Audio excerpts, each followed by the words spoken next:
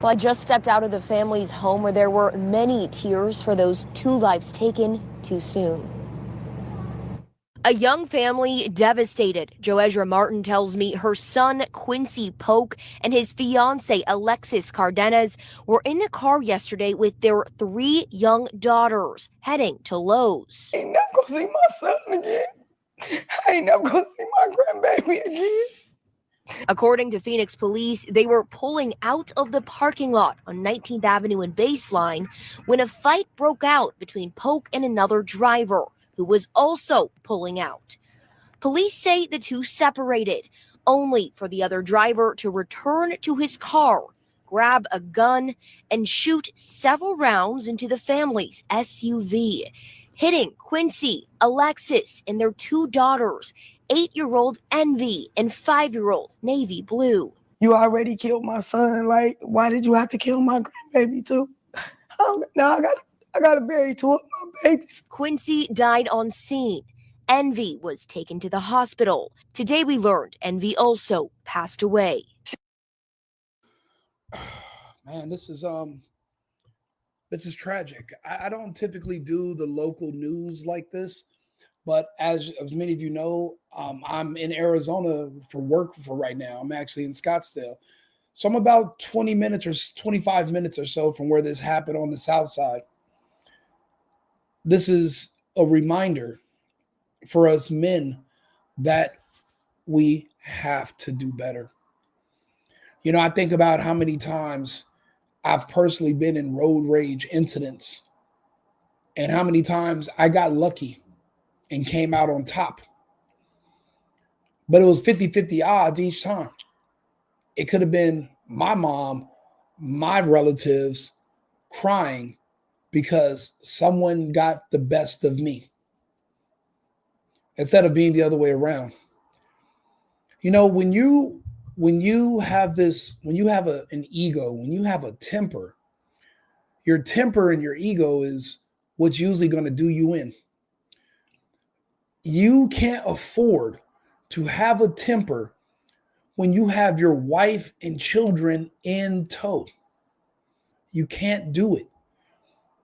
There are certain situations, matter of fact, I would say all situations, when it's going to come down to combat, if you have the option to leave, walk away.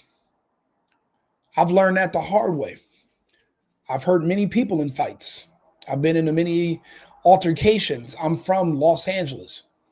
I've lived here in Arizona before. I tell people, Arizona's not a soft place. Arizona's not sweet. And I would say that it's even worse now than it was years ago when I went to college out here and went to school here. You know, there was always a high murder rate in the Phoenix area. But, you know, years ago, it was mainly because you had a lot of black dudes that would come here from Chicago, from Detroit, from New York. And, you know, this is a border state. So there's a lot of like little short Mexican dudes who have a lot of marijuana and they're looking for black dudes to sell it. A lot of these black dudes, they would see these small Mexican men and be like, I could just take it from them. And they would. They would literally just take it. And, you know, the Mexican dudes, you don't even need a gun for them. And it never clicked on these dudes. It never clicked on the black dudes' minds that the reason the Mexican guys don't have guns is because they'll just catch you later. And you'll see the guys who just hit a lick and rob one of these Mexican dudes, and they'll be driving around with a nice car, popping bottles in the club. You'll see them for like 5-6 months. And then one day they'll just disappear. Their apartment will be there, but the door will be unlocked. Their car still sitting in the stall. Their jewelry, their money still in their apartment. The microwave just ended. TV still on. And then they'll find the body way out in the desert between Phoenix and Tucson weeks and months later. That was always the case here. But now they got a Democrat governor. So the issues at California with their Democrat BS, because we had a Republican governor, Doug Ducey, and he fought. He fought to stop the lockdown from engulfing Arizona and destroying the economy. He kept the state open as long as he could. I appreciate Doug for that. But then they had the Kerry Lake, and where they committed all the fraud to prevent her from being elected. Now you have a Democrat governor. All the problems in California, the homelessness, the overpriced property, the crime, the murder, all those same problems are now popping up here in Arizona. I remember having a Republican governor when I used to live here. I came here during the lockdown because LA wasn't safe no more. Before I went to Texas, I came to Arizona first looking for freedom. And Arizona was open. I was happy. Then Arizona closed on me one day. And I said, F this state. And I went to Vegas. The casinos were open even though the state was closed. I got bored there because they asked me to put a mask on to gamble after a couple of months. So I come back to Arizona. Arizona's open again. Great. 3 weeks later, I'm having a great time. They closed again. But they were letting the club stay open. You could go, but you had to sit down. You were not allowed to stand up and walk around. You had to sit down. Like that would make a difference if there was some deadly virus going around. Just everybody was just full retard. But when we had a governor that was a conservative, we had law enforcement. And it sucked because there'd be a lot of people getting DUIs because everybody wants to drink and drive in Scottsdale. But if you think about it, a lot of people get killed because of drunk drivers falling asleep behind the wheel, wrong way crashes on the freeway. So I kind of appreciate the high levels of law enforcement when I'm living in these places because I don't want drunk people on the road. I don't want to see people dying to drive home or trying to make it to Chandler and Gilbert and die in a car crash. They removed that. Now I'm in Arizona. I'm like, where are the police? People are drunk driving every night. Shootings are happening everywhere. No one's being arrested. I've heard and I've seen that they've cut the budgets the same way in the other blue states and blue governors. They've slowly but surely cut down the budgets of the police departments. They're not able to do investigations. There's less officers, less hours. They can't be everywhere at once. A lot of people get away with crime, just like in LA. You can get away with any crime you want in California right now. There's no one coming to get you. There won't be a thorough investigation. You know, whoever your victim is, too bad, too sad. Now, this person who shot this man and his family, apparently he stayed on the scene. It just seems like this was two men with tempers and egos talking crazy. One of them was serious and the other one was playing.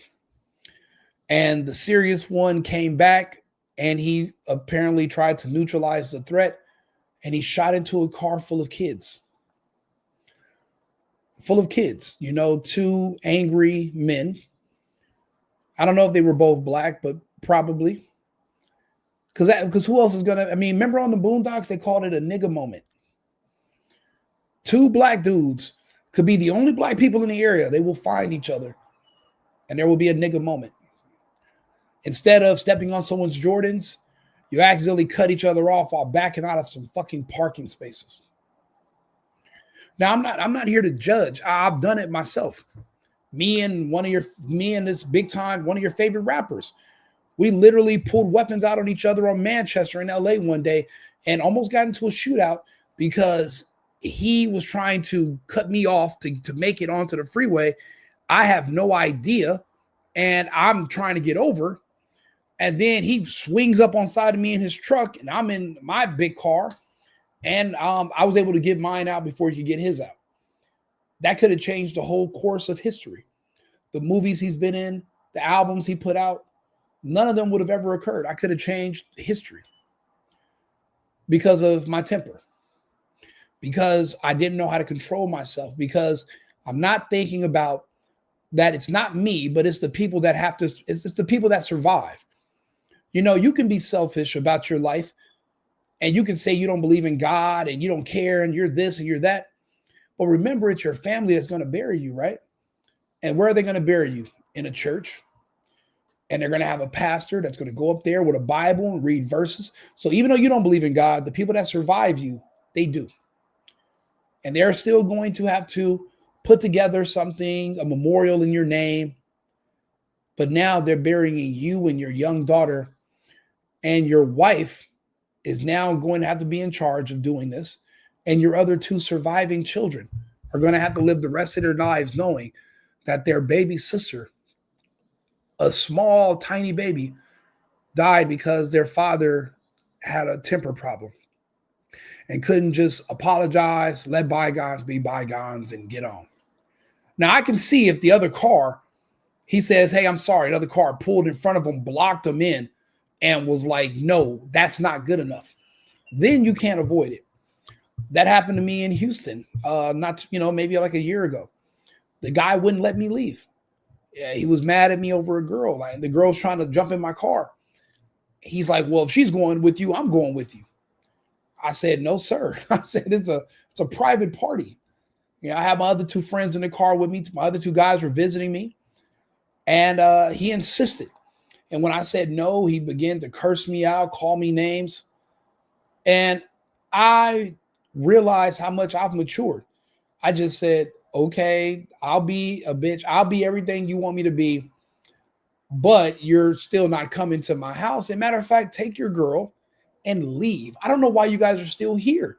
Take her and go. Go get in your car. Go home. You're following us. Why are you over here with us? He wouldn't let up. And there's three of us. It's me and my other two dudes. We're all athletes. We're all big dudes. You can tell the guy was from California because he had that accent. We have it. We talk a certain way. And I'm wondering, why are you still here trying to provoke a fight? Now, I can understand his girlfriend was trying to leave with me. I don't think she was his girlfriend. She was just a girl he was just following around. She was cute.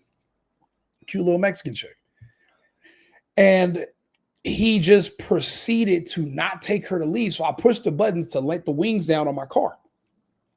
The car door hits her in the head. Oh, you hit her in the head with your car. You're this, you're that. And then I'm like, bro, that would have never happened if you had taken her and got the fuck away from me. Why are you here, bro? I don't want any trouble. I don't want any smoke. You win. You win the argument, bro. I'll be a bitch. I'll be whatever you're calling me. Just leave. At the time, there's police around. They're watching the whole thing. And they're like, you've asked the guy like 4 times to move so you can leave. And he wouldn't let me close my doors so I couldn't drive off. I have wings on this car. So I couldn't pull off. So I finally just get out the car because I'm like, okay, where is this going to go? It's already been a few minutes. And he's still talking, just, kind of like spitting on me, talking crazy. So I'm thinking the only time anybody's going to be this brave and bold against someone like me, they got a gun, they got a weapon, like the guy here in this traffic incident. So I reach around him to frisk him. The man pushes me and says, what are you trying to hug it out? You some kind of punk? You trying to hug it? Trying to hug me? Trying to hug it out? Even my friends were like, yeah, Rico, you're hugging him? You guys are hugging it out? And I was like, you guys are misunderstanding the whole situation. I'm just making sure you don't have a weapon. I was like, you're doing all of this with no gun? And that's the thing, it was 50-50. If I had let the temper get the best of me and he did have a gun on him, maybe I'm not sitting here today. See, that's the reason why you have to control your anger, especially when you have small, dependent children who are literally dependent on you. You can't help your kids if you're in jail. You can't be there to protect your kids and watch them grow up if you're dead. Your temper cannot get the best of you where you're hopping out of a car in a road rage incident. This is probably the 5th road rage shooting murder that I've seen in Arizona since I've been here. And that was barely over a month. And I'm like, why is everybody out here shooting and killing each other over road rage incidents? Apparently it's just a stressful place to live.